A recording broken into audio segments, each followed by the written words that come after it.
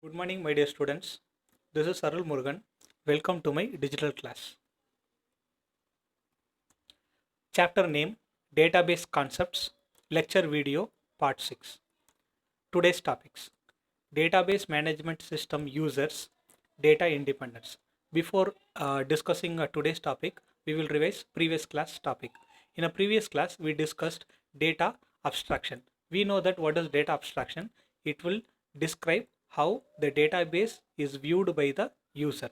In the database abstraction, there are three levels. First one, internal level. Second one, conceptual level.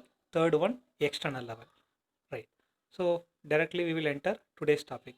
Database users. There are four type of database users are available in the database management system. First one, application programmers and the system analyst. Second one, end users. Third one, database administrator, which is DBA. And fourth one, database designers. First, application programmers and system analyst. So these are the people one who develop the database. So their nature of work, they will determine the requirement of end user. So first they will collect the requirement of end user, what are all the needs of end user. So based on the need, they will develop the database. Here the develop specification for transactions that meet requirements. So they will check. So they will develop some specification for users need, and whether the developed database meet all the requirement of users or not. So they will check whether the database fulfilled users requirement or not, and they will implement the parameters in the program. So what are all the parameter which are given by the end users, they will implement in their program. So these are all the 3 points. First they will determine the requirement of end users. Next they will develop specification for transaction that meets the requirements. So based on their requirement, they will develop the specification for their transaction. And for third one, they will implement the parameter in the program. So what are all the requirements given by the end user, they will implement in their program. Next, end user. So who are end user in the sense? People who requires to access the database. Assume that I created a video, you are watching the video, so you are the end user. So who are end user? People who requires to access the database.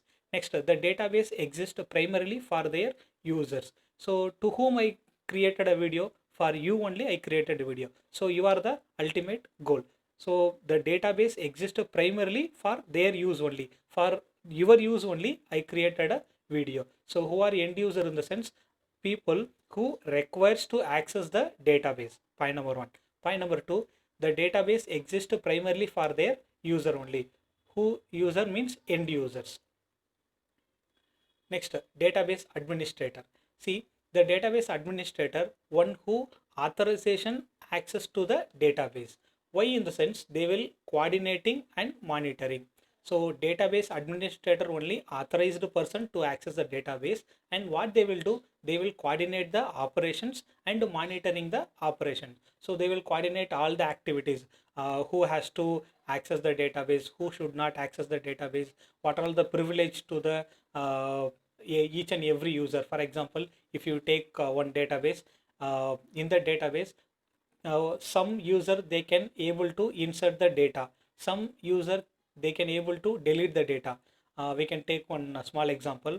In our bank database, in a database administrator, they will give some privilege to the user. So being a user, I can able to access my data, I can able to do transaction from my account, and I can able to change my mobile number, I can able to change my mail id. So these are all the activities or privileges which is given by the database administrator.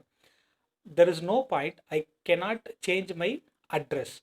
It should be authorized only bank manager, so then only I can able to change the address. So only certain rights will be given to some particular users. So database administrator having they will only authorize the person to access the database, and they will coordinate all the activities, and they will monitoring. So they will only monitor all the activities. So what are all the activities are taken place in the database. So too simple. in the first point, there are three keywords. First one, he is authorized person to access the database. Second one, he will coordinate and he will monitor all the activities. Second point, acquiring the needed software and hardware resources. So he will ensure all the softwares and hardware resources are available to develop database at that time. So we will take one small example. When if I am going to develop one database for the students, so the database administrator first he will verify what are all the software will require. So like MySQL, Oracle, OS, these are all the software will be required, and the hardware. So minimum compatible hardware like hard disk, mouse, monitor, keyboard. So these are all the hardware resources are required to develop the database. So he will ensure that so needed software and hardware to be available during the development of database. Next, database designer. He is responsible for identifying the data to be stored. So whenever the data to be stored in the database, he will only identify that okay, the database will be stored in the table and this data will be stored another table. So he will only identify and he will only responsible for how it should be stored. Next, he will only choosing the appropriate structure to represent and store the data. So based on the requirement, he will select the structure. So for example, he will only select what should be the first column, what should be the second column, what should be the third column, what should be the fourth column, like that. So he will only select appropriate structure to a particular data. Next, data independence. So what is data independence? In the sense, ability of database to modify a schema definition at one level without affecting a schema in the next higher level. So it is the ability of database to modify a schema definition at one level without affecting a schema in the next higher level, which means the ability to change the conceptual schema without affecting the external schema or application programs. We will take one small example. Assume that in a student table there are 4 columns. First column, student register number. Second column, student name. Third column, student mobile number. Fourth column, student address. So this is the 4 column we are storing in the system. The same format only the user will be view. What will be the first column? Student register number. What will be the second column? Student name. Third column, student mobile number. Fourth column, student address. If we are going to change internal in the data in a table, if we change first 2 column in a system, I'm going to change in a system. First column will be student name, second column register number, third column mobile number, fourth column address. This change should not reflect in the user's view. So whatever I do changes in a internal level, that should not affect the external level. So the user should not feel any changes in the view level. Understand? There are 2 type of data independence: physical data independence, logical data independence.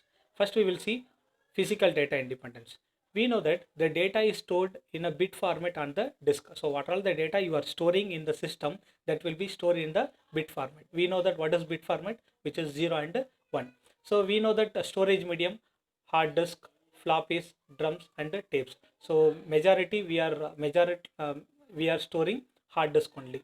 So next, system designs depending on the type of applications and the need of users. So based on the 2 criteria, type of application and based on the user's need, the system will be designed. So according to the type of application and needs of user, the system will be designed.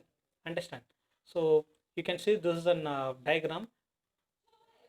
Data independence. In the data independence there are 2 types. First one is physical data independence, second one logical data independence.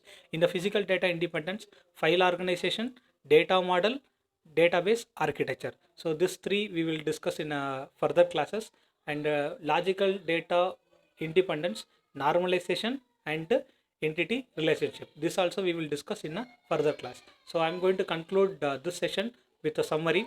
First one, there are 4 type of users: application programmers, system analysts, application programmers and system analysts. Second one, end users. Third one, database administrator, fourth one database designer. Next, data independence. If you are do any changes in a conceptual schema, it should not affect external schema or application programs. There are two type of data independence. First one, physical data independence. Second one, logical data independence. You just to see the video one more time. If you have any doubt, you can call me at any time. You can message me also. So we will see in a next class with some other topic. So till that, stay in a home, be safe, be healthy, be happy. So again, one more time, you watch the video if you have any doubt. Still, if you have any doubt, you can call me or you can message me this number. Thank you. Thank you very much.